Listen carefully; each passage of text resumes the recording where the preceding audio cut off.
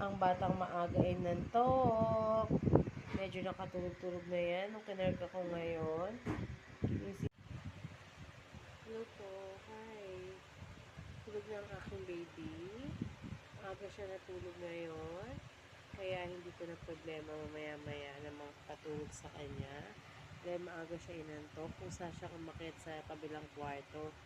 Humiga siya. Ano lang siya, nag-alphabet. Kumanta ng kaunti. Tapos yun, nakatulog na rin siya. Dahil nasa baba pa ako. At naligo ako bago ko, lagi kong ginagawa yan na naliligo simula nung pandemic.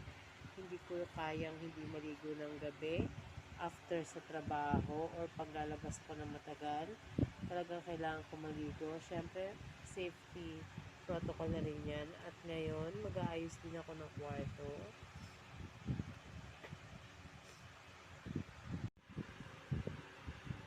Dahil napakakalat na naman ang aming kwarto. Mag-aayos ako at maglilinis. Siguro bukas matatapos ko to. Pero ngayon, inaantok-antok na rin po ako. Pagpasensyahan nyo na po at hindi ko muna maayos ngayong gabi yan. Pero bukas ng umaga, ayusin ko yan. Pipilitin ko maayos.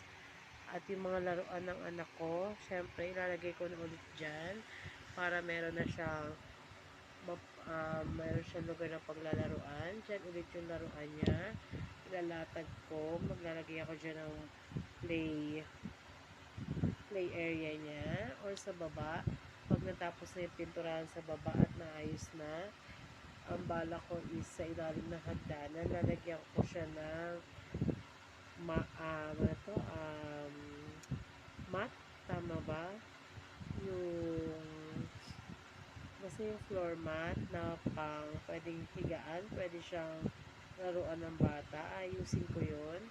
Sa ngayon, ito, napaka kalat at ang dami